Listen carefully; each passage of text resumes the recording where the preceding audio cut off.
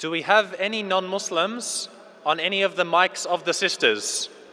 Okay, we have one in the right-hand side. Go ahead, sister.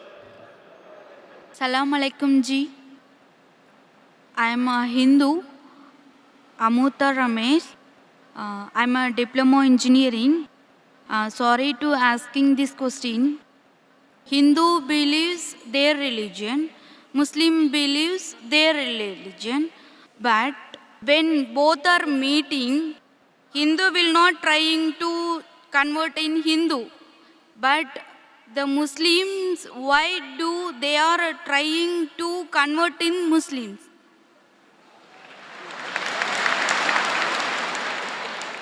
Sister, if I understood your question correctly, when Hindus meet Muslims, they don't try and convert the Muslims to Hinduism, correct? Yeah. But when the Muslims meet the Hindus, they try and convert the Hindus to Muslim, correct? Correct. Sister, it is like giving an example. There is a student who goes to school. Maybe he's in the 7th standard or 8th standard. There's another student who goes to postgraduate college. Postgraduate college. Maybe he's doing his master's. Now when they meet, will the school student try and teach the postgraduate, or the postgraduate will teach the school student? Sister, Yes. will the school-going student teach the postgraduate student, or the postgraduate student will teach the school-going student? Sister, I asked you a simple question, not a difficult question. Sister, have you understood my question? Yeah. So will a student going to school will teach a student going to a senior college, postgraduate college? Or No. will a student going to postgraduate college will teach a student going to the school? Post-graduated only. Correct. So in comparison, when the Muslims, what we believe, we are postgraduates. So when we meet our younger brother who are in school, it's our duty to share knowledge. We don't want to be selfish. I don't want to be selfish. You know, those who are selfish, the person should not be a graduate. You know, let him suffer. Let him be in school only. If he comes to college, postgraduate, he may take my job away. Those are selfish people. We, mashallah, we are selfless. It's our duty to spread the message of truth.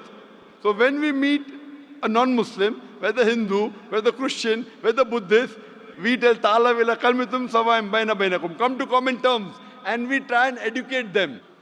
We don't want to degrade them.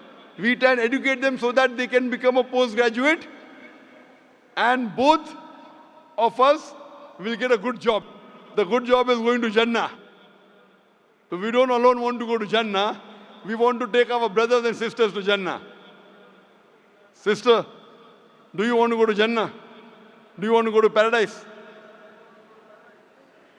Jinnah. Do you want to go to paradise? No. Do you want to go to paradise, yes or no? I want to go to heaven only. Heaven, yes. Another name for heaven is paradise. There are some rules and regulations to go to heaven. As I mentioned in my earlier answer, according to the Hindu scriptures, according to the Quran, according to the Bible, if you want to go to heaven, you have to believe there is one God. You have to believe He has got no images, He has got no photograph, He has got no idols. Sister, do you believe in one God? Yeah, I believe Hindu only. You believe in Hindu God. Do you believe that God has got idols? No, God is not idol. So do you believe in idol worship? Idol version I am believing also. You believe in idol worship. Yes. So if God doesn't have idol, why are you worshipping the idol? Aren't you going against your Hindu scriptures? Your Hindu scripture says in Svetasvatara Upanishad, chapter 4, verse number 19, and Yajurveda, chapter 32, verse number 3, Na tasya pratima asti. Of that God, there is no image, there is no photograph, there is no painting, there is no statue, there is no sculpture, there is no idol. So do you want to follow your Hindu scriptures, or you don't want to follow your Hindu scriptures? No, I want to follow my culture only, Hindu only. Culture, not your religion. My religion is Hindu only, I want to follow. But your Hindu religion is based on Vedas. Have you read the Vedas, sister? No. Isn't your duty you have to read the Vedas? When will you read it? Tomorrow? Or tonight? I don't know. I will try. I request you, sister, read the Vedas tonight.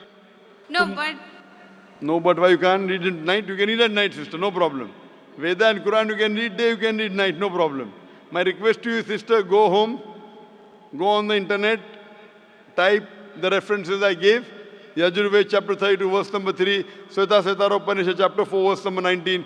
You know, in Kishanganj, I gave a talk in Kishanganj just 2 weeks back.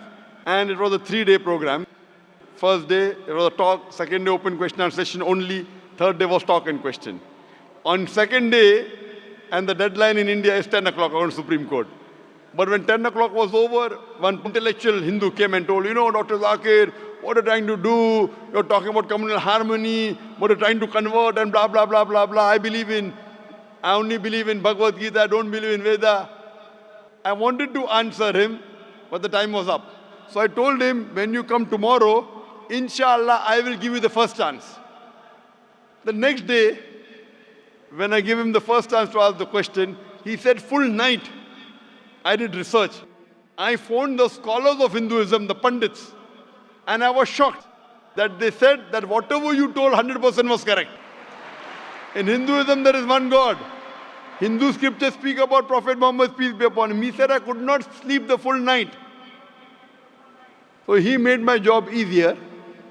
So I'm requesting you, sister, that tonight you go home. If you don't have any Pandit to ask, you can Google, you know. Sheikh Google, we say Sheikh Google. Or Pandit Google. Go there, type all the references, try and find out, and tomorrow you can come and ask the question again, sister. Inshallah. thank you.